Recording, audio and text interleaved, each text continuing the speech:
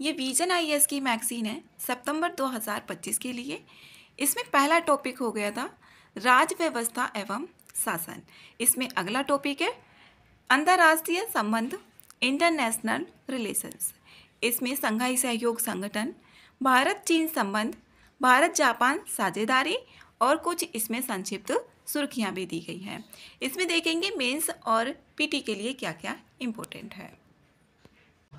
अंतर्राष्ट्रीय संबंध, संघाई सहयोग संगठन, इसका शिखर सम्मेलन चीन के तियानजिन में आयोजित किया गया और इस शिखर सम्मेलन में तियानजिन घोषणा पत्र को अपनाने के साथ ये संपन्न हुआ। और 2025-26 में जो एससीओ की अध्यक्षता है वो सौंपी गई है किर्गिज गणराज्य को और 2035 तक एससीओ सदस्यों के द्वारा एससीओ विकास रणनीति को भी अपनाई जाएगी। और इसमें यहाँ पर देखें लाओस इसका एक भागीदार देश शामिल हो गया है। और अब देखें तो टोटल इसमें 27 देश हो गए हैं, जिसमें से 10 तो सदस्य हैं और 17 इसमें भागीदार देश हैं। यहाँ से ये ऑप्शन बना के पूछा जा सकता है। एससीओ को स्वतंत्र राष्ट्रों के राष्ट्रमंडल CIS में भी पर्यवेक्षक का दर्जा दिया गया है। एससीओ को जो स्वतंत्र राष्ट्रों के राष्ट्रमंडल है CIS में पर्यवेक्षक का दर्जा दिया गया है। अब CIS के बारे में देखें, इसकी स्थापना 1991 में की गई थी और ये उन देशों के बीच व्यापार और सैन्य नीति में लगातार सहयोग सुनिश्चित करता है। और पहले इसमें जो USSR है इसमें बाल्टिक राज्यों को छोड़कर इसका ये हिस्सा थे। अब बाल्टिक राज्य कौन कौन से, जैसे कि लिथुआनिया हो गया, लाटविया हो गया, और भी 2 और कंट्रीज होते हैं एस्तोनिया, ये इसमें आते हैं। इन राज्यों को छोड़कर जो USSR पहले वाला था। इसमें आगे एससीओ शिखर सम्मेलन के जो परिणाम है वो क्या क्या है। सुरक्षा और आतंकवाद रोधी, इसमें जम्मू कश्मीर के जो पहलगाम में अभी मार्च में हुआ था, तो इसमें ये आतंकवादी हमले की निंदा भी की गई। तो यहाँ पर सुरक्षा और आतंकवादी रोधी की भी ये बात करता है। इसमें भारत द्वारा प्रस्तावित अंतर्राष्ट्रीय आतंकवाद पर जो व्यापक अभिसमय है इसे अपनाने पर भी जोर दिया गया। CCIT और CCIT की स्थापना देखें तो ये 1996 में हुई थी। CCIT की अंतर्राष्ट्रीय आतंकवाद पर व्यापक अभिसमय है और ये भारत द्वारा प्रस्तुत एक संयुक्त राष्ट्र संधि है जो प्रस्तावित है। ये भारत के द्वारा है CCIT। इसे 1996 में अपनाया गया था, भारत के द्वारा प्रस्तुत किया गया था और ये प्रस्तावित है संयुक्त राष्ट्र संधि। इसका उद्देश्य है जो आतंकवाद के सभी रूप हैं उनको एक आपराधिक मानना और उनको ख़त्म करने के लिए सार्वभौमिक कानूनी ढांचा भी बनाना है। इसका ये है। अब यहाँ पर जो एससीओ है एंटी ड्रग सेंटर, जो मादक पदार्थ रोधी केंद्र होते हैं और सुरक्षा संबंधी खतरों का मुकाबला करने के लिए एक सार्वभौमिक केंद्र स्थापित करने पर ये एससीओ एंटी ड्रग सेंटर, ये मेंस के लिए इम्पोर्टेंट है यहाँ पर। और ये जो है ये CCIT किसके द्वारा प्रस्तावित है और कब इसकी स्थापना हुई थी, ये प्रीलिम्स के लिए इम्पोर्टेंट है। और जो एससीओ से रिलेटेड इसमें कितने देश शामिल हैं, जब एससीओ की स्थापना की गई थी, जब कितने देश शामिल थे, उसमें प्रीलिम्स के लिए ये इम्पोर्टेंट है।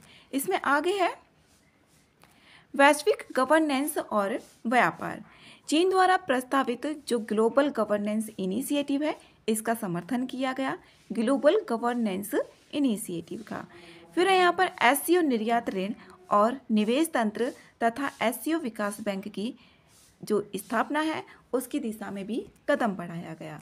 जैसे यहाँ पर एससीओ विकास बैंक, इसका उद्देश्य है पूरे समूह में अवसंरचना और विकास परियोजनाओं को वित्त पोषित करना। जो भी इंफ्रास्ट्रक्चर है और जो भी यहाँ पर प्रोजेक्ट है उनको वित्त पोषित करना है, जिससे यूरेशिया को पश्चिमी वित्तीय संस्थाओं जैसे विश्व बैंक है उसके मुकाबले पर एक गैर डोर और कम शर्तों वाली, जिस तरीके से एक विश्व बैंक है यहाँ पर एससीओ में भी बोला गया है, उसका भी एक बैंक विकास बैंक की बात की गई है।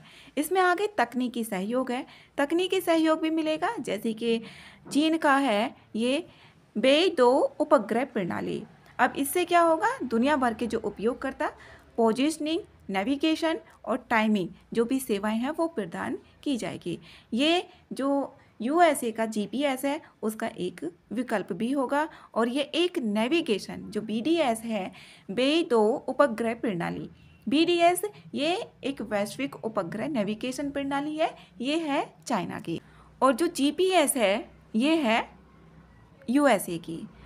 जीपीएस ये उपग्रह नेविगेशन प्रणाली है, जो बीडीएस है ये चाइना का है, और जीपीएस है ये संयुक्त राज्य अमेरिका का, जबकि भारत का है नाविक।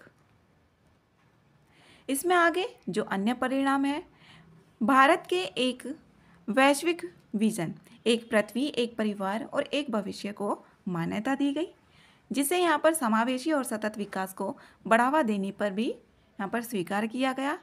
फिर यहाँ पर इसका निष्कर्ष देखें, निष्कर्ष क्या होगा, इसमें किस किस में सहयोग हो रहा है, और यहाँ पर जैसे सुरक्षा प्रौद्योगिकी, इसमें सहयोग को आगे बढ़ाया जाएगा, जिससे यहाँ पर अधिक गतिशील और प्रभावी, जो इसमें निष्कर्ष होता है वो एक प्रगतिशील होना चाहिए, एक पॉजिटिव वे होना चाहिए, तो वही है यहाँ पर इसमें अधिक गतिशील होगी, प्रभावी एससीओ के लिए आधार तैयार किया गया है। इसमें आगे है भारत चीन संबंध। भारत चीन संबंध के बारे में देखें, इसमें यहाँ पर जो एससीओ का संघाई सहयोग संगठन है 2025 में चीन के तियानजिन में आयोजित हुआ ये। इसमें भारत के प्रधानमंत्री और चीन के जो राष्ट्रपति हैं उनकी अलग से भी मुलाकात हुई। इसमें ये बताया गया है, इसमें यहाँ पर 2018 के बाद भारतीय प्रधानमंत्री की ये पहली चीन यात्रा थी। 2018 के बाद प्रधानमंत्री अब 2025 में गए थे, जब एससीओ का शिखर सम्मेलन हुआ था। और ये विशेष प्रतिनिधि 24वें दौर की वार्ता का भी आयोजन किया गया। इसमें यहाँ पर जो डोकलाम विवाद है, ये ट्राई जंक्शन है, एक तो भूटान, भारत और चीन के बीच में है। ये यहाँ पर इसकी लोकेशन दिखाई गई है। इसमें आगे है भारत चीन संबंधों के समक्ष चुनौतियाँ क्या क्या हैं। इसमें अनसुलझी जो सीमाएं हैं, ये भारत और चीन के बीच में जो LAC है, यहाँ पर 3488 किलोमीटर की वास्तविक नियंत्रण रेखा जो LAC है, इस पर दोनों देशों के बीच आपसी असहमति है, उसके कारण कई बार यहाँ पर संघर्ष भी हुए हैं, और दोनों के बीच जो भी ये सीमा है, ये है इसकी डिस्टेंस 3488। तो अनसुलझी जो सीमाएं हैं उनके कारण भी विवाद होता है।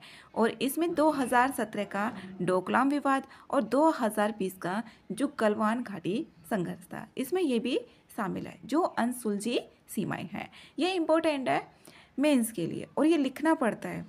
व्यापार असंतुलन, यहाँ पर व्यापार असंतुलन, अब जो चीन है ये अमेरिका को पीछे छोड़ते हुए भारत का सबसे बड़ा व्यापारिक साझेदार भी बन गया है। चीन ने अमेरिका को पीछे छोड़ दिया है और भारत का सबसे बड़ा भागीदार भी बन गया है व्यापारिक, अगस्त 2025 में। और इसमें देखें जो चीन के साथ भारत का घाटा है वो है यहाँ पर 99 अरब डॉलर, ये हो गया है, जबकि 2023-24 में कितना था, 85 अरब डॉलर था। यहाँ पर बढ़ के हो गया है ये 99। इसमें आगे है चीन के नेतृत्व वाली त्रिपक्षीय गुट। जो चीन के नेतृत्व वाले त्रिपक्षीय गुट कौन कौन से हैं, इसमें एक तो चीन, बांग्लादेश और पाकिस्तान, और दूसरी ओर है चीन, पाकिस्तान और अफगानिस्तान। इसमें यहाँ पर 2 त्रिपक्षीय पहले शुरू की हैं, किसने, चीन ने। भारत के निकटतम पड़ोसी हैं, इनके साथ में त्रिपक्षीय पहले शुरू की गई हैं। बांग्लादेश, पाकिस्तान और चीन, एक तो ये हो गया, और पाकिस्तान, अफगानिस्तान और चीन। यहाँ पर चीन पाकिस्तान आर्थिक जो गलियारा है सी पैक, यहाँ पर ये सी पैक है। यहाँ पर चाइना पाकिस्तान इकोनॉमिक कॉरिडोर, ये पाकिस्तान के कब्जे वाले जो POK है, पाकिस्तान के कब्जे वाले उस क्षेत्र से गुजरता है, जिसे ये भारत की संप्रभुता का उल्लंघन करता है। आगे चीन की आक्रामकता, यहाँ पर चीन की आक्रामकता के बारे में बताया गया है कि भारत, अमेरिका और जापान, ऑस्ट्रेलिया जैसे मंचों के जरिए समान विचारधारा, यहाँ पर ये क्वेड है, क्वेड में भारत, अमेरिका, जापान और ऑस्ट्रेलिया इसमें ये शामिल है। इसकी समान विचारधारा वाले देशों के साथ जो संबंध है उसको मजबूत कर रहा है। यहाँ पर भारत के लिए बोला जा रहा है। चीन की ये आक्रामकता है। और जल शक्ति जैसे ब्रह्मपुत्र नदी को चीन में बोला जाता है यारलुंग जांगपो। इस पर बांध बनाने का निर्माण करके चीन को भारत के खिलाफ एक भू रणनीतिक हथियार के रूप में उपयोग कर सकता है। ये चीन की आक्रामकता है। भारत और चीन के बीच में जो विशेष प्रतिनिधि हैं, ये 24वें दौर की वार्ता यहाँ पर हुई थी अभी जब मोदी जी गए थे। 2005 के राजनीतिक मानकों और मार्गदर्शक सिद्धांतों पर समझौते हुए और यहाँ पर आर्थिक और व्यापारिक संबंधों को मजबूत करने पर जोर दिया गया। इसमें राजनीतिक और रणनीतिक दिशा से आगे बढ़ने की आवश्यकता पर भी बल दिया गया। इसमें लिपू लेक जो उत्तराखंड में है, सिपकला दर्रा ये हिमाचल प्रदेश, नाथुला दर्रा ये सिक्किम में, इसके जरिए फिर से शुरू किया जाएगा। जो भी आर्थिक और व्यापारिक संबंध है उसको मजबूत करने पर जोर दिया गया। यहाँ पर सीमा प्रबंधन सहमति, इसमें 24वां जो दौर था इसमें ये बात की गई है। इसमें आगे वार्ता तंत्र है। वार्ता तंत्र ये 2026 में पीपल टू पीपल एक्सचेंज पर उच्च स्तरीय तंत्र भी शामिल करने के लिए बोला गया है। इसमें 75 वर्षों के संबंध देखें। 75 वर्षों के संबंध क्या क्या रहे हैं भारत और चाइना के कूटनीतिक संबंधों की। इसमें 75 वर्ष पूरे हो गए हैं भारत और चीन के 2025 में। इसमें ड्रैगन एलिफेंट संबंधी इसको पुनर्जीवित भी ये करेंगे। क्या है ड्रैगन एलिफेंट संबंध, पूछा जा सकता है ड्रैगन एलिफेंट संबंध किस किस के बीच में है। ये है भारत और चाइना के बीच में। सामरिक स्वायत्तता की दिशा में प्रयास, दोनों देश सुनिश्चित करेंगे कि उनके संबंधों को यहाँ पर तीसरे देशों के दृष्टिकोण से नहीं देखा जाए। इसमें यहाँ पर ये भी बात की गई है। और इसमें और भी है जैसे सीधी उड़ानें, उन पर भी सहमति बनी। और कैलाश मानसरोवर यात्रा का दायरा 2026 से बढ़ाया जाएगा। और दोनों पक्षों ने आपात स्थितियों के दौरान हाइड्रोलॉजिकल डेटा साझा करने पर भी ये सहमति व्यक्त की गई है।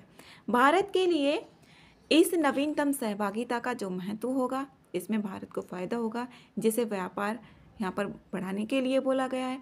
सक्रिय औषधियाँ, अभी चीन के साथ में 99 अरब डॉलर का भारत को घाटा है चीन के साथ में।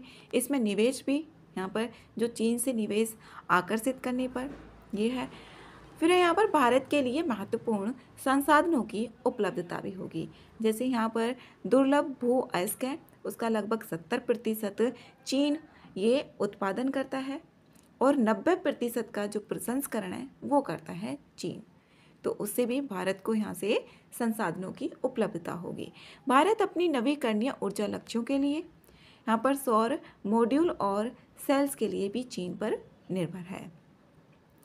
इसमें वैश्विक प्रभाव भी होंगे और वैश्विक चुनौतियों का मुकाबला किया जाएगा जब दोनों देश आपस में मिलकर यहाँ पर जलवायु परिवर्तन, लोक स्वास्थ्य और ऊर्जा सुरक्षा यहाँ पर चुनौतियों पर सहयोग को सुगम बनाएंगे। क्षेत्रीय शांति और अस्थिरता, यहाँ पर क्षेत्रीय शांति होगी और स्थिरता आएगी। जैसे डोकलाम विवाद है, ट्राई जंक्शन है। भारत रूस चीन त्रिकोण जो ट्रायंगल है इसको भी सशक्त बनाया जाएगा, जिससे निवेश के भी जो अवसर होंगे उनका विस्तार होगा। यहाँ पर भारत हो गया, यहाँ पर रूस और चीन। यहाँ पर यूएस द्वारा जो लगाए गए प्रतिबंध और शुल्क हैं उनका सामना करने के जो तरीके होंगे उनका पता भी लगा सकते हैं। इसमें निष्कर्ष है इसका ब्रिक्स और शंघाई सहयोग संगठन जैसे मंचों के माध्यम से वार्ता को मजबूत करके यहाँ पर व्यापार, जल प्रबंधन, सांस्कृतिक आदान प्रदान और भी यहाँ पर बहुत सारे जो धीरे धीरे विश्वास को पुनः स्थापित किया जा सकता है, जिससे यहाँ पर आपसी सम्मान और आपसी संवेदनशीलता और आपसी हितों का भी पालन किया जाएगा। इसमें आगे भारत और जापान साझेदारी है। अभी भारत के प्रधानमंत्री ने दौरा किया था, जापान गए और भारत जापान साझेदारी को जिससे मजबूत किया जा सके, इसमें यहाँ पर समझौते पर हस्ताक्षर भी किए गए। भारत के प्रधानमंत्री और जापान के प्रधानमंत्री, इनके बीच में प्रधानमंत्री की जो यात्रा है, इसके क्या क्या परिणाम, यहाँ पर भारत और जापान संयुक्त विजन, इसमें आर्थिक कार्यात्मक सहयोग के लिए 10 वर्षीय रणनीतिक प्राथमिकता भी दी गई। 10 वर्षीय, इसमें यहाँ पर आर्थिक साझेदारी, इसमें 8 प्रमुख हैं। कौन कौन सी है? ये आर्थिक साझेदारी है, आर्थिक सुरक्षा, गतिशीलता और पारिस्थितिक संधारणीयता, राज्य प्रांत और सहभागिता। इसमें यहाँ पर जैसे बताया जा सकता है, जैसे मेंस का क्वेश्चन आता है, तो इसमें भारत और जापान का संयुक्त विजन, उसमें 10 वर्षीय रणनीतिक यहाँ पर लिख के और 8 प्रमुख हैं, 8 प्रमुख करके और इसमें कौन कौन से हैं इस तरीके से। तो इसमें यही है, 8 प्रमुख यहाँ पर बताया हुआ है। इसमें राज्य प्रांत साझेदारी, यहाँ पर हमारे भारत के जो राज्य हैं और जापान के राज्य हैं, उनके साथ में भी मिलके आर्थिक साझेदारी, आर्थिक सुरक्षा, गतिशीलता, इन सब पर भी यहाँ पर सहभागिता के लिए बोला गया है। जैसे भारत के जो राज्य है आंध्र प्रदेश और जापान का है इसमें तोयामा, तमिलनाडु और अहिमे, उत्तर प्रदेश और यामानासी, इनके बीच में गुजरात और शिजुओका। इसमें आगे देखें, आर्थिक सुरक्षा पहल, अर्धचालक, स्वच्छ ऊर्जा, दूरसंचार जैसे रणनीतिक क्षेत्रों के साथ साथ इसमें अर्धचालक, स्वच्छ ऊर्जा और ये इसमें उभरती प्रौद्योगिकियों में आपूर्ति श्रृंखला जो लचीलापन है उसको भी बढ़ावा दिया जाएगा। अंतरिक्ष सहयोग में भी भारत और जापान के बीच में जो चंद्र ध्रुवीय अन्वेषण है, चंद्रयान 5, इस पर भी समझौता किया गया है। इसके और भी परिणाम है, जो भी समझौते हैं उन पर हस्ताक्षर किए गए हैं। क्या क्या होगा? जैसे सुरक्षा सहयोग पर संयुक्त घोषणा, सुरक्षा सहयोग पर संयुक्त घोषणा दोनों मिलकर देश करेंगे। भारत जापान मानव संसाधन आदान प्रदान कार्य योजना होगी, जो भी मानव संसाधन है उस पर आदान प्रदान कार्य योजना होगी। यहाँ पर जो कृत्रिम आर्टिफिशियल इंटेलिजेंस है उस पर पहल की जाएगी। सतत ईंधन पहल होगी। अगली पीढ़ी की जो गतिशीलता है उसमें साझेदारी, जैसे रेलवे, विमानन, सड़क, क्षेत्रक और मेक इन इंडिया पर भी केंद्रित होगा। अगली पीढ़ी की जो गतिशीलता साझेदारी होगी। भारत जापान लघु एवं मध्यम उद्यम जो एसएमई होंगे उस पर मंच भी। भारत जापान के संबंध में जो स्तंभ है, यहाँ पर वर्तमान स्थिति जो 2014 में दोनों देशों ने अपने संबंधों को विशेष रणनीतिक और वैश्विक साझेदारी तक बढ़ाया है। आर्थिक सहयोग, यहाँ पर आर्थिक सहयोग जैसे भारत जापान व्यापक आर्थिक भागीदारी जो सेपा है, CEPA, ये 2011 में प्रभाव में आया था और यहाँ पर इसमें वस्तुओं सेवाओं का व्यापार, नैसर्गिक व्यक्तियों की आवाजाही, IPR, इसमें ये सभी शामिल हैं। द्विपक्षीय व्यापार, इसमें 2023-24 में जो दोनों का कुल व्यापार रहा है द्विपक्षीय, वो 22.85 बिलियन अमेरिकी डॉलर रहा है और जो जापान से भारत को निर्यात किया गया है वो है 17.69 अरब डॉलर का। और भारत के जो प्राथमिक आयात हैं उसमें है, भारत के जो प्राथमिक आयात हैं कौन कौन से हैं? परमाणु रिएक्टर, तांबा, विद्युत मशीनरी, ये इम्पोर्टेंट है। यहाँ पर परमाणु रिएक्टर, तांबा, विद्युत मशीनरी और भी बाकी इसमें शामिल है। जबकि निर्यात में जो भारत से निर्यात किए जाते हैं इसमें कार्बनिक रसायन, वाहन और परमाणु रिएक्टर, इसमें ये शामिल है। भारत जापान आर्थिक प्रतिस्पर्धात्मकता साझेदारी, यहाँ पर इसमें ये बोला गया 2021 में भारत की ये इसको बढ़ाने के लिए की गई थी, जो भी औद्योगिक प्रतिस्पर्धात्मकता है। इसमें सुरक्षा सहयोग, इसको भी बढ़ाया जाएगा। और यहाँ पर 2+2 जो मंत्री स्तरीय वार्ता होती है, यहाँ पर दोनों देशों के रक्षा और विदेश मंत्री, जैसे भारत के रक्षा और विदेश मंत्री शामिल होंगे और जो जापान के रक्षा और विदेश मंत्री शामिल होंगे। 2+2 मंत्री स्तरीय वार्ता जापान के साथ में होती है। और इसमें जिमैक्स, धर्म गार्जियन, ये द्विपक्षीय अभ्यास है जो भारत और जापान के बीच में आयोजित किए जाते हैं, जबकि मिलन और मालाबार ये बहुपक्षीय अभ्यास हैं जिसमें भारत भी भागीदार होता है और जापान भी भागीदार होता है, जबकि जीमैक्स और धर्म गार्जियन इन दोनों ये द्विपक्षीय भारत और जापान के बीच में। इसमें विकास सहयोग यहाँ पर जैसे Mumbai Ahmedabad high speed rail ये प्रमुख योजना है। किसके सहयोग से? Mumbai Ahmedabad high speed rail ये जापान के सहयोग से। इसमें यहाँ पर Bharat Japan act east forum इसकी भी बात। वैश्विक और क्षेत्रीय व्यवस्था में भारत जापान की भूमिका। जो वैश्विक और क्षेत्रीय व्यवस्था है उसमें जापान और भारत की क्या भूमिका है, कितना योगदान देते हैं, किस किस में ये शामिल है, उसके लिए बताया गया है। इसमें यहाँ पर नियम आधारित वैश्विक व्यवस्था और स्वतंत्र एवं खुले हिंद प्रशांत के लिए प्रतिबद्ध है। इसमें क्वाड के माध्यम से यहाँ पर भारत, जापान, ऑस्ट्रेलिया और यूएसए ये क्वाड में शामिल है। और जो बहुपक्षवाद है उसको भी मजबूत बनाना, जो संयुक्त रूप से G4 है, G4 सुधारों पर निकटता से सहयोग करते हैं ये दोनों भारत और जापान। इसमें अफ्रीकी विकास, भारत और जापान अफ्रीकी विकास में सहायता के लिए अफ्रीकी देशों के साथ त्रिपक्षीय सहयोग भी स्थापित किया है। अफ्रीकी विकास है उसके साथ में। Asia Africa growth corridor Bharat और जापान 2017 में यह अफ्रीका में लोकतांत्रिक, सतत और समावेशी विकास को बढ़ावा देने के लिए संयुक्त रूप से स्थापित किया गया था। इसमें यहाँ पर आपूर्ति श्रृंखला लचीलापन, जो आपूर्ति श्रृंखला है ये एक पहल है जो ऑस्ट्रेलिया के साथ सहयोग किया है भारत और जापान ने। इसमें निष्कर्ष है भारत द्वारा यहाँ पर जो NPT है परमाणु अप्रसार संधि, इस पर हस्ताक्षर न करने के कारण जापान द्वारा परमाणु प्रौद्योगिकी हस्तांतरण पर लगाए गए प्रतिबंध जैसी चिंताओं के बावजूद यहाँ पर भारत ने NPT पर हस्ताक्षर नहीं किए हैं। तो जापान द्वारा परमाणु प्रौद्योगिकी हस्तांतरण पर लगाए गए जो प्रतिबंध है जैसी चिंताओं के बावजूद भी भारत और जापान साझेदारी हिंद प्रशांत क्षेत्र की संरचना का एक प्रमुख स्तंभ बनकर ये उभरी है।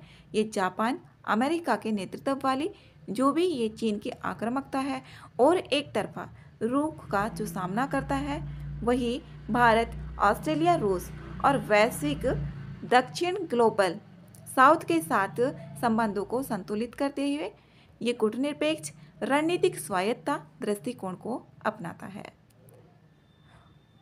अगला है संक्षिप्त सुर्खियां।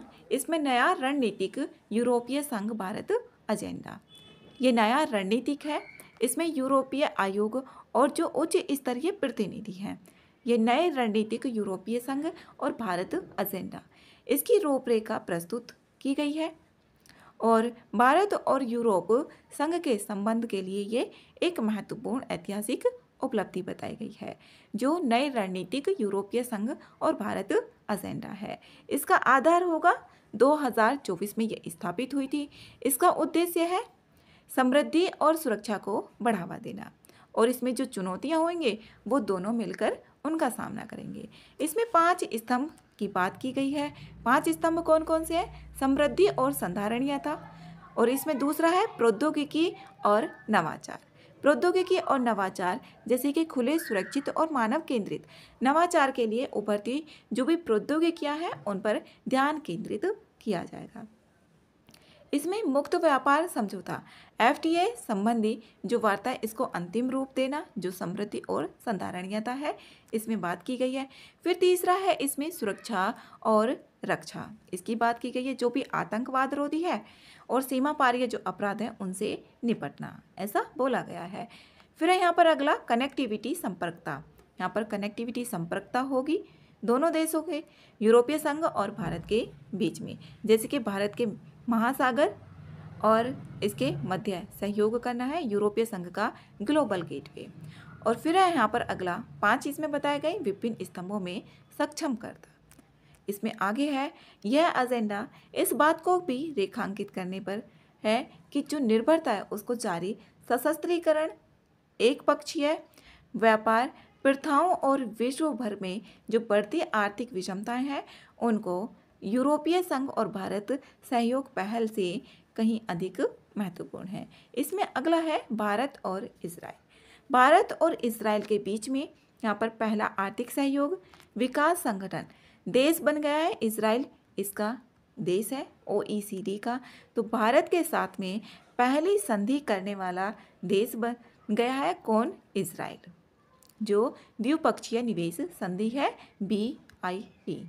ये BIT है और 1996 में दोनों देशों के बीच में ये संधि और 2017 में ये यहाँ पर समाप्त भी हो गई थी। 1996 में ये की गई थी भारत और इजराइल के बीच में। इसमें यहाँ पर देखें जो इसकी विशेषताएं हैं, इसमें निवेश में बढ़ोतरी होगी। इसमें 800 बिलियन अमेरिकी डॉलर है जो वर्तमान में कुल निवेश है इस संधि के बीच। फिर है यहाँ पर निवेशक सुरक्षा। इसमें जो न्यूनतम मानक गारंटी है वो दी गई है। इसमें विवादों का जो भी निपटान होगा वो किया जाएगा। जो भी दोनों देशों के बीच में विवाद होंगे उनकी मध्यस्थता की जाएगी और सुलझाया जाएगा विवादों को।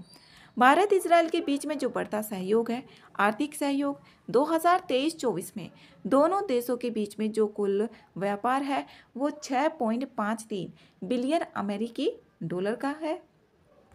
इसमें रक्षा को छोड़कर, रक्षा को अगर निकाल दिया जाए तो कुल व्यापार है 6.53 बिलियन अमेरिकी डॉलर।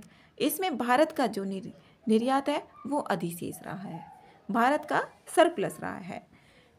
फिर है यहाँ पर क्षेत्रीय सहयोग I2U2। इसमें I2U2 यहाँ पर साझेदारी है। इसमें जो पहला शिखर सम्मेलन है इसमें 2022 में हुआ था। भारत, इजराइल, UAE और संयुक्त राज्य अमेरिका। जो I2 और U2 है इसका मतलब यही है, यहाँ पर इंडिया हो गया और यहाँ पर इजराइल हो गया। और U2 का मतलब है एक तो UAE हो गया और यहाँ पर USA, इसमें ये है।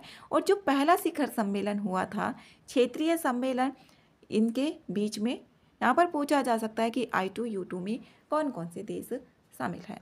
2022 में ये पहला शिखर सम्मेलन हुआ था। नवाचार और प्रौद्योगिकी, यहाँ पर विज्ञान प्रौद्योगिकी 2023 से 27, ये 2007 से 27 इनके बीच में ये 5 वर्षों के लिए है। औद्योगिक अनुसंधान और विकास तथा तकनीकी नवाचार संधि यहाँ पर बनाई गई है I4F। ये I4F है, ये तकनीकी इसके लिए बोला गया है। रक्षा सहयोग जो बराक 8 मिसाइल है ये भी दोनों देशों ने मिलकर ही विकसित की है। हाइफा बंदरगाह, ये हाइफा बंदरगाह है जो इजराइल में है। और ये पोर्ट ऑफ कॉल इसका मतलब होता है जैसे कि एक ऐसा बंदरगाह है जहाँ पर जहाज़ रुके, यहाँ पर यात्री उतरें, यात्रियों को चढ़ाया जाए, बैठाया जाए या फिर ईंधन को भी डाला जाए जहाज़ में। जो भी ज़रूरी के काम होते हैं वो किए जाए तो उसी को ही बोला जाता है पोर्ट कॉल के रूप में। और इसमें हाइफा बंदरगाह है, इसका प्रयोग किया जाए। द्विपक्षीय निवेश संधि BIT, यहाँ पर बाइलेटरल इन्वेस्टमेंट ट्रीटी, ये एक कानूनी समझौता होता है जिसमें दो संप्रभु देश हैं, यहाँ पर इजराइल और इंडिया है। ये दोनों संप्रभु देश हैं। संप्रभु देश का मतलब होता है एक ऐसा देश जो सारे निर्णय अपने आप खुद लेता हो, यहाँ पर जिसकी सरकार हो, अपनी जनता हो, अपनी सीमाएं हो, तो वही होता है। यहाँ पर संप्रभु देश संपन्न किया जाता है, एक ऐसा समझौता होता है जो दो संप्रभु देशों के बीच में संपन्न किया जाएगा। और जो इसका उद्देश्य होता है वो निवेशकों द्वारा किए गए निवेश को बढ़ावा दिया जाना और उसकी सुरक्षा की जानी। जैसे कि इंडिया हो गया और यहाँ पर इजराइल हो गया, तो जो भी निवेश होगा, कुछ चीज़ें थी उनमें इंडिया ने इसमें इजराइल में जाके निवेश कर दिया और इजराइल में भारत में जाकर निवेश कर दिया, तो वही होती यहाँ पर बाइलेटरल, यहाँ पर जो इन्वेस्टमेंट होगा। अंतर्राष्ट्रीय कानून इसमें जैसे ICJ का भारत सदस्य है जबकि ICC का भारत सदस्य देश नहीं है। इसकी जो धारा है यहाँ पर 38 एक ए के अंतर्गत आते हैं ये, जो BIT होगा। ये पूछा जा सकता है, प्रीलिम्स के लिए इम्पोर्टेंट है। भारत का जो मॉडल BIT है, भारत ने 2015 में एक नया मॉडल BIT टेक्स्ट अपनाया था और इसे 1993 में भारतीय मॉडल BIT का स्थान भी लिया था। इसमें हाल ही में देखें किस किस के बीच है भारत की जो BIT है। एक तो उज्बेकिस्तान, ये 2024 में की गई थी। UAE, ये भी 2024 में, और किर्गिस्तान के बीच में 2025 में की गई है बायलैटरल ट्रीटी भारत और अन्य देशों के बीच। भारत और सिंगापुर है। यहाँ पर भारत और सिंगापुर के जो कूटनीतिक संबंध हैं वो उनको 60 साल पूरे हो गए हैं। उसके लक्ष्य में यहाँ पर मित्रता, विश्वास और आपसी सम्मान का साझा भी किया गया है और इसमें यहाँ पर 60 वर्ष पूरे होने को ये दर्शाती है। इसमें व्यापक रणनीतिक साझेदारी, यहाँ पर रोड मैप इसको अपनाया गया है और 8 महत्वपूर्ण क्षेत्रों में सहयोग को मजबूत किया गया है। कौन कौन से हैं? आर्थिक सहयोग, रक्षा और सुरक्षा सहयोग, इसमें जैसे रक्षा में और सुरक्षा में क्वांटम कंप्यूटिंग हो गया, AI आर्टिफिशियल इंटेलिजेंस, ऑटोमेशन और मानव रहित पौध। इसमें आगे है डिजिटलीकरण, डिजिटल वित्त व फिनटेक सहयोग। अगला कौशल विकास। कौशल विकास में जैसे चेन्नई तमिलनाडु, इसमें नेशनल सेंटर ऑफ एक्सीलेंस का संयुक्त रूप से विकास भी करना शामिल है। कौशल विकास में संधारणीयता है, यहाँ पर कनेक्टिविटी पर जोर दिया जाएगा दोनों देशों के द्वारा, और स्वास्थ्य देखभाल सेवा और चिकित्सा, और यहाँ पर लोगों के बीच जुड़ाव और सांस्कृतिक आदान प्रदान। ये है, इसमें 8 समझौतों पर दोनों के बीच में सहमति बनी है। अगला है पाकिस्तान और सऊदी अरब सामरिक पारस्परिक जो रक्षा समझौता है। पाकिस्तान और सऊदी अरब के बीच में ये रक्षा समझौता है। इसमें यहाँ पर देखें जो दोनों देश हैं, इसका उद्देश्य है दोनों देशों के बीच रक्षा सहयोग और विभिन्न पहलुओं को विकसित करना है। ये आक्रमण के विरुद्ध संयुक्त प्रतिरोध को भी मजबूत करना है और यहाँ पर दोनों में से किसी भी देश के खिलाफ किसी भी आक्रमण को दोनों के विरुद्ध आक्रमण माना जाएगा। ये पाकिस्तान और सऊदी अरब के बीच में ऐसा बोला गया है। अगर पाकिस्तान पर आक्रमण किया जाता है तो सऊदी अरब ये सोचेगा कि मुझ पे भी आक्रमण किया गया है, इसमें ये बात बोली गई है। और इस समझौते के प्रभाव क्या होंगे? इसमें जैसे परमाणु युद्ध है, परमाणु युद्ध की चिंताओं को ये और भी बढ़ावा देता है। जैसे पाकिस्तान द्वारा सऊदी अरब को अपनी परमाणु सुरक्षा प्रदान करना भी शामिल है, इसमें ये बोला गया है। और सत्ता के सामरीकरण जो समीकरण है उसमें भी बदलाव, जैसे ईरान, यमन के हूती विद्रोही और इजराइल से जो संबंधित खतरों हैं उसके भी खिलाफ सुरक्षा को मजबूत करता है। इसमें भारत और सऊदी अरब के संबंध को देखें तो 2010 में रियाद घोषणा के माध्यम से ये औपचारिक रूप दिया गया, जो दोनों देशों के बीच में रणनीतिक साझेदारी है। इसमें आर्थिक संबंध की बात करें तो जो भारत है सऊदी अरब का दूसरा सबसे बड़ा व्यापारिक साझेदार है, जबकि सऊदी अरब भारत का 5वां सबसे बड़ा भागीदार है। सऊदी अरब 5वां है भारत का और भारत दूसरा है। इसमें दोनों के बीच में 42.98 बिलियन डॉलर का द्विपक्षीय व्यापार रहा। 2023 की बात है ये, और भारत निवल आयातक रहा, ज़्यादा आयात किया भारत ने। और इसमें 2024 में देखें भारत में आने वाले जो कुल विप्रेषण जो रेमिटेंस है, जो भी भारत के लोग रहते हैं सऊदी अरब में, वहाँ पर जो भी पैसा भेजते हैं भारत में वही यहाँ पर रेमिटेंस है, उसका लगभग 6.7% ये अरब से आया था। 6.7 ये सऊदी अरब से आया है जो भारत में आने वाला कुल रेमिटेंस है। ऊर्जा साझेदारी की बात करें तो सऊदी अरब भारत का ये तीसरा सबसे बड़ा कच्चा तेल आपूर्तिकर्ता भी है। यहाँ पर तीसरा सबसे बड़ा जो कच्चा तेल आपूर्ति करता है, सप्लाई करता है भारत को, तीसरे नंबर पर है सऊदी अरब। इसमें आगे है अनेक देशों ने फिलिस्तीन को राज्य के रूप में मान्यता प्रदान की। इसमें अनेक देशों ने की, कौन कौन से हैं? यूनाइटेड किंगडम, कनाडा, पुर्तगाल, ऑस्ट्रेलिया। इन 4 पश्चिमी देशों ने अब संयुक्त राष्ट्र के जो 140 से अधिक देश ऐसे हो गए हैं जो फिलिस्तीन को एक राज्य के रूप में मान्यता दे दी गई है, अलग देश के रूप में मान्यता दे दी गई है। संयुक्त राष्ट्र के 140 से अधिक सदस्य हैं और भारत ने 1988 में ही फिलिस्तीन को अलग राज्य के रूप में मान्यता दे दी गई थी। कब? 1998 में। ये इम्पोर्टेंट है, ये फैक्ट प्रीलिम्स के लिए। और इसमें जो संयुक्त राष्ट्र महासभा है, न्यूयॉर्क घोषणा पत्र के पक्ष में मतदान किया, भारत ने इसके पक्ष में किया। और घोषणा पत्र जो फिलिस्तीन इजराइल विवाद के शांतिपूर्ण समाधान और द्विराष्ट्र समाधान के कार्यान्वयन का भी उल्लेख किया। जो द्विराष्ट्र समाधान है, इसके बीच में जो फिलिस्तीन और इजराइल का द्विराष्ट्रीय समाधान के लिए भी यहाँ पर घोषणा में बोला गया है। जो घोषणा पत्र है, राज्यों की मान्यता क्या है? जो राज्यों की मान्यता है, जब कोई देश किसी अन्य इकाई या भू इकाई राष्ट्र के रूप में स्वीकार कर ले, उसी कोई मान्यता कहा जाता है। जैसे कि कोई देश है और कोई इकाई भू इकाई है, उसको एक राष्ट्र के रूप में स्वीकार कर ले तो उसी कोई मान्यता कहा जाता है। इसमें यहाँ पर राष्ट्र के जो अधिकार और कर्तव्य हैं, इन पर 1933 के मॉन्टेवीडियो अभी समय है, ये आर्टिकल 1 जो संयुक्त राष्ट्र का दर्जा प्राप्त करने के लिए परिभाषित करने का मानदंड है। ये इसमें एक तो स्थायी जनसंख्या होनी चाहिए, उसका भूक्षेत्र होना चाहिए, सरकार होनी चाहिए और अन्य राष्ट्रों से जो संबंध है, जैसे कि अंतर्राष्ट्रीय संबंध है, जो उसी को ही संप्रभु बोला जाता है। ये संप्रभुता की यहाँ पर डेफिनेशन दी गई है। उसकी एक जनसंख्या हो गई, स्थायी जनसंख्या, उसका भूक्षेत्र, उसकी सीमाएं हैं, उसका सरकार है और अंतर्राष्ट्रीय संबंध है उसके। राष्ट्र की मान्यता के जो प्रभाव हैं, इसमें यहाँ पर राष्ट्रों के साथ राजनयिक संबंध स्थापित कर सकता है। वो अब अलग से राष्ट्र बन गया फिलिस्तीन, और वह अन्य राष्ट्रों के साथ जो भी संधियां हैं वो भी कर सकेगा।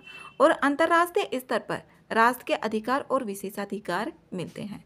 इससे ये अपने आप ही हो जाएंगे, ये पॉइंट में से एक बार पढ़ने से ही। वह संयुक्त राष्ट्र संगठन यूएनओ का सदस्य बन सकता है। अब यूएनओ का अलग से सदस्य बन सकता है और जो अन्य देश हैं उनके साथ में राजनयिक संबंध भी स्थापित कर सकेगा। जो संधियां होती है इंटरनेशनल रिलेशन, वो भी स्थापित कर सकेगा। और स्थायी पर्यवेक्षक जो राष्ट्र है वो भी होगा, ना कि ये अभी ये पूर्ण सदस्य है। फिलिस्तीन वर्तमान में संयुक्त राष्ट्र का अभी एक स्थायी पर्यवेक्षक राष्ट्र है, पूर्ण सदस्य नहीं है, लेकिन अब ये अलग राष्ट्र बन जाएगा तो इसको सदस्यता मिल जाएगी। संयुक्त राष्ट्र द्वारा मान्यता, इसमें जो मान्यता होगी संयुक्त राष्ट्र द्वारा मान्यता यूएन के द्वारा, यहाँ पर कोई भी नया राज्य है या सरकार है, उसको मान्यता देना या ना देना केवल दूसरे राज्यों और सरकारों का अधिकार होता है। उसको राज्य मानना या फिर सरकार को मान्यता देना, वो दूसरे राज्यों और सरकारों पर, यहाँ पर दूसरे राज्यों और सरकारों का अधिकार होगा। यूएन ना तो कोई राज्य है और ना ही ये कोई सरकार है, इसलिए उसके पास राज्य और सरकार को मान्यता देने का अधिकार नहीं है। ये भी पूछा जा सकता है ऑप्शन बना के क्वेश्चन। जो यूएन है ये एक संस्था है, ना तो एक राज्य और ना ही सरकार है, जबकि ये जो दर्जा देने का होता है वो राज्य और सरकारों के बीच में होगा। जबकि यहाँ पर यूएन ना तो सरकार है और ना ही राज्य है, तो यहाँ पर मान्यता देने का भी अधिकार नहीं है। और यूएन केवल किसी नए राज्य को अपनी सदस्यता दे सकता है। जो यूएन है किसी नई सरकार के प्रतिनिधियों के जो प्रमाण पत्र है उसको स्वीकार कर सकता है। ये जो नए राज्य होंगे उनको अपनी सदस्यता दे सकता है। अभी फिलिस्तीन एक पर्यवेक्षक राष्ट्र है यूएन का, ना कि एक पूर्ण सदस्य है। और यहाँ पर मान्यता के बारे में ये बताया गया है। इसमें आगे वैश्विक एआई शासन के लिए नई पहलें। जो वैश्विक एआई शासन है, यहाँ पर new initiatives for global AI governance, ये संयुक्त राष्ट्र महासभा यूएनजीए ने कृत्रिम बुद्धिमत्ता के गवर्नेंस पर अंतर्राष्ट्रीय सहयोग को बढ़ावा देने के लिए यूएन के भीतर 2 तंत्र स्थापित करने की घोषणा की गई है। कौन कौन से हैं इसमें? इसमें है भविष्य के लिए संधि पैक्ट फॉर द फ्यूचर। इसमें भविष्य के लिए संधि पैक्ट फॉर द फ्यूचर और वैश्विक डिजिटल समझौते ग्लोबल डिजिटल कॉम्पैक्ट, ये इस पर आधारित है। इसमें 2 समझौते के लिए बोला गया है। इसमें नए तंत्र के बारे में देखें, जैसे कि कृत्रिम बुद्धिमत्ता पर स्वतंत्र अंतर्राष्ट्रीय वैज्ञानिक पैनल, और इसमें एआई शासन गवर्नेंस पर वैश्विक वार्ता, ग्लोबल एआई गवर्नेंस के लिए जो संयुक्त राष्ट्र तंत्र है, इसमें भविष्य के लिए समझौता किया जाएगा। जैसे सितंबर 2024 में भविष्य के शिखर सम्मेलन को अपनाया गया। इसमें एसडीजी, जो भी एसडीजी हैं, 17 गोल्स हैं, और इसमें जो भी उभरती चुनौतियां हैं, अवसरों का सामना करने की दिशा में एक मार्ग भी तैयार किया जाएगा, जिससे यहाँ पर भविष्य के शिखर सम्मेलन को अपनाया जा सके। इसमें वैश्विक डिजिटल समझौता, AI for good global summit 2017 से अंतर्राष्ट्रीय दूरसंचार संघ ये आयोजित किया जाएगा एसडीजी को आगे बढ़ाने के लिए। और भी इसमें अन्य तथ्य, जैसे कि 2021 में एआई नैतिकता पर पहले वैश्विक मानक को अपनाना, यहाँ पर एआई की नैतिकता यूनेस्को की सिफारिशें आदि। इसमें आ गया नरसंहार के अपराध, जो नरसंहार के अपराध की रोकथाम और दंड पर अभी समय, यहाँ पर जो भी दंड है इसकी अभी समय। यूएन के द्वारा स्वतंत्र अंतर्राष्ट्रीय जांच आयोग, ये यूएन के द्वारा जो स्वतंत्र अंतर्राष्ट्रीय जांच आयोग है, ये नरसंहार के अपराध की रोकथाम और दंड के अभिसमय के संबंध में गाजा में इजराइल की कार्रवाई का ये कानूनी विश्लेषण प्रस्तुत किया गया। किसके द्वारा? यूएन के द्वारा। और इसमें यहाँ पर जेनोसाइड कन्वेंशन भी इसको कहा जाता है, जो नरसंहार अभिसमय है। इसमें यहाँ पर देखें नरसंहार अभिसमय के बारे में। जो नरसंहार अभिसमय है, ये किसी राष्ट्रीय, नरजातीय, नस्लीय, धार्मिक समूह को पूर्णतः या अंशतः ये समाप्त करने के इरादे से जो भी कार्रवाई की जाती है वही नरसंहार होता है। किसी राष्ट्रीय में भी हो सकता है, निर्जातीय में भी यही नरसंहार होता है। ये एक ऐसा अपराध होता है जो युद्ध और शांति दोनों समय में घटित हो सकता है। युद्ध में भी हो सकता है और ये शांति में भी हो सकता है नरसंहार। ऐसा नहीं है कि युद्ध में ही होगा, ये शांति में भी हो सकता है। और इसके जो पक्षकार हैं वो 41 है, 41 हैं, हस्ताक्षर करता है यहाँ पर 41, और इसके जो पक्षकार देश हैं वो हैं 153, 153। भारत ने 1949 में इस पर हस्ताक्षर किए थे और 1959 में इसकी पुष्टि भी की थी। ये भारत के द्वारा हस्ताक्षर किए थे 1949 में, और 1959 में 10 साल के बाद में यहाँ पर पुष्टि की थी भारत के द्वारा। ये नरसंहार के जो अपराध के रोकथाम और दंड पर अभी समय है, इसके बीच में जो भी भारत ने हस्ताक्षर किए थे और यहाँ पर अभी पुष्टि। अब इसमें आईसीजे भारत इसका सदस्य देश है, और इस अभी समय की व्याख्या और लागू करने से जो संबंधित मामले हैं उनका न्याय निर्णय भी करता है, जो आईसीजे होगा। अब इसमें अंतर्राष्ट्रीय आपराधिक न्यायालय आईसीसी, भारत इसका सदस्य देश नहीं है। International Criminal Court Burkina Faso, Mali, Niger ने अंतर्राष्ट्रीय इसकी सदस्यता त्यागने की घोषणा की है। किसने? बुर्किना फासो ने, माली और नाइजर, ये तीनों ही अफ्रीकी कंट्री हैं। और इसमें एक संयुक्त बयान में तीनों देशों ने आईसीसी पर एक आरोप लगाया है, यह संस्था साम्राज्यवादी शक्तियों के नियंत्रण में। आईसीसी पर आरोप लगाया है तीनों देशों ने कि ये जो संस्था है, ये साम्राज्यवादी जो देश हैं उनके शक्तियों के नियंत्रण, एक नव औपनिवेशिक दमन का एक उपकरण है। जो भी नव औपनिवेशिक उपकरण है उनका दमन करता है ये, ऐसा तीनों देशों ने बोला है। इसके बारे में देखें तो यहाँ पर इसका जो मुख्यालय है वो हैग, नीदरलैंड में है। दुनिया की पहली ये स्थायी अंतर्राष्ट्रीय आपराधिक न्यायालय है। ये पहली है दुनिया की जो स्थायी अंतर्राष्ट्रीय आपराधिक न्यायालय है। और इसे रोम जो संधि, यहाँ पर रोम संविधि द्वारा इसको स्थापित किया गया था, ये पूछा गया है पहले भी। और इसे 1998 में अपनाया गया था और 2002 में इसको लागू किया गया था। रोम संविधि द्वारा इसको स्थापित किया गया था। इसका जो मुख्यालय है वो हैग, नीदरलैंड में है, और ये दुनिया का पहला स्थायी अंतर्राष्ट्रीय आपराधिक न्यायालय है। इसके क्षेत्र अधिकार जो आईसीसी है, यहाँ पर इंटरनेशनल क्रिमिनल कोर्ट, ये गंभीर अपराध करने के जो आरोपी व्यक्ति की जांच करता है, अभियोजन और सुनवाई भी करता है। ये समूहों या देशों की नहीं करता, ये व्यक्ति की जांच करेगा। ये समूह होगा, जैसे कि कोई ग्रुप है या फिर कंट्री है, उनकी नहीं करेगा, बल्कि ये व्यक्ति की जांच और अभियोजन और सुनवाई करता है। आईसीसी का अधिकार क्षेत्र और इसके अंतर्गत आने वाले जो अपराध होते हैं कौन कौन से होंगे? इसमें नरसंहार होगा, मानवता के खिलाफ अपराध होंगे, नरसंहार, मानवता के खिलाफ अपराध, युद्ध अपराध, आक्रामकता के अपराध जो भी इसमें होंगे। और इसमें जो सदस्य देश हैं वो है 125 है। इसमें देखिए यहाँ पर इम्पोर्टेंट है ये वाला पॉइंट, भारत, इजराइल और ये यूएसए, रूस और चीन, इसके ये पक्षकार नहीं है। ये आईसीसी के सदस्य देश नहीं है। भारत, इजराइल, यूएसए, रूस और चीन, रूस भी नहीं है, चीन भी नहीं है। और इसका जो वित्त पोषण किया जाता है मुख्य रूप से जो सदस्य देश हैं उनके द्वारा किया जाता है वित्त पोषण। जो भी इसके सदस्य देश हैं कितने हैं? 125 हैं।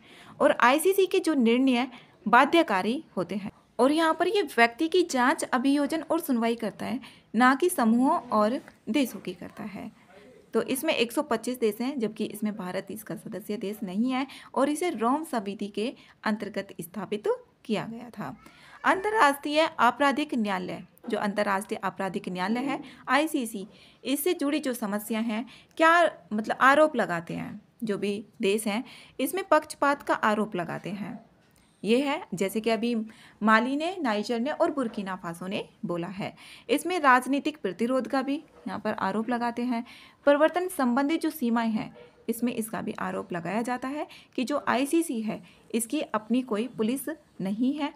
ये गिरफ्तारी और सहयोग के लिए सदस्य देशों पर ही निर्भर रहता है। जैसे कि इसमें 125 देश हैं, अब इसकी कोई भी यहाँ पर पुलिस नहीं है। जो भी सदस्य देश है, अब इनकी पुलिस होगी तो वो जो भी होगा उसके अपने देश होंगे तो उनको तो फ़ायदा होगा, जो बाकी के होंगे उनको नुकसान होगा, क्योंकि इसका अपना यहाँ पर ना पुलिस तंत्र नहीं है। और सहयोग और गिरफ्तारी के लिए जो भी सदस्य देश होंगे उन पर ये निर्भर रहता है। यहाँ पर स्कारबोरो सोल, जो स्कारबोरो सेल है, ये एक द्वीप है और इस पर चीन और फिलीपींस, जो चीन और फिलीपींस है, दोनों ही अपना इसको हिस्सा मानते हैं।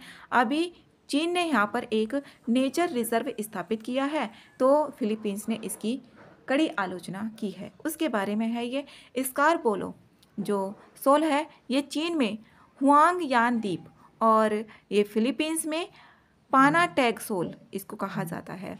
इसको चीन में ये बोला जाएगा और फिलीपींस में पानाटोक सेल बोला जाता है। और ये साउथ चाइना सी में स्थित है और पिरवाल ये द्वीप है, अटॉल है, यहाँ पर पिरवाल द्वीप है। स्कारबोरो यहाँ पर सोल, ये रहा, यहाँ पर साउथ चाइना सी में है और चीन भी इसको अपना हिस्सा मानता है और फिलीपींस भी अपना हिस्सा मानता है।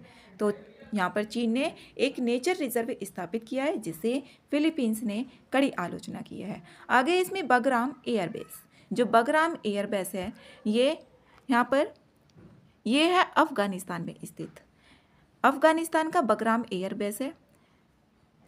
और इसमें फिर से नियंत्रण प्राप्त करने के लिए संयुक्त राज्य अमेरिका इस पर फिर से अपना नियंत्रण प्राप्त करने के लिए अफगानिस्तान के साथ बातचीत कर रहा है। जो बगराम एयर बेस है ना, ये अफगानिस्तान का सबसे बड़ा एयर बेस है और अफगानिस्तान की जो राजधानी है वो है काबुल और ये काबुल के उत्तर में स्थित है, जो यहाँ पर बगराम एयरबेस है। संयुक्त राज्य अमेरिका ने दोबारा से इस पर नियंत्रण करने के लिए बातचीत कर रहा है अफगानिस्तान के साथ में। दशक में ये सोवियत संघ जो यूएसएसआर है उसके द्वारा इसको विकसित किया गया था और 1990 में जो सोवियत सेना थी यहाँ से पीछे हट गई थी। उसके बाद से तालिबान और जो भी नॉर्दर्न अलायंस है उसके बीच का ये यहाँ पर संघर्ष का केंद्र बन गया, जो भी बगराम, ये बगराम केंद्र है। यहाँ पर 1990 के बाद यहाँ पर सोवियत सेना, इसको सोवियत के द्वारा ही विकसित किया गया था जो बगराम एयरबेस है। और 1990 में यहाँ से जो सोवियत सेना थी वो चली गई, यहाँ पर जो तालिबान और नॉर्दर्न अलायंस का ये बीच में केंद्र बन गया। अब यहाँ पर अमेरिका यहाँ पर अफगानिस्तान से इसकी बातचीत कर रहा है और मुख्य केंद्र ये बन गया। यहाँ पर ये आतंकवादी हमले, यहाँ पर जैसे तालिबान है, नॉर्दर्न अलायंस है, ये आतंकवादी हमलों का एक केंद्र बन गया। 2021 में अमेरिकी और यहाँ पर उत्तरी अटलांटिक जो नेटो है, नाटो, इसकी स्थापना की गई थी 1949 में की गई थी कि जो सैनिकों ने बग्राम एयरबेस को खाली कर दिया था। कब? 2021 में। यहाँ पर अमेरिकी और जो नेटो की जो सैनिक थे उन्होंने 2021 में इसको खाली कर दिया था, लेकिन अब दोबारा से यहाँ पर संयुक्त राज्य अमेरिका इसकी बात कर रहा है अपने नियंत्रण में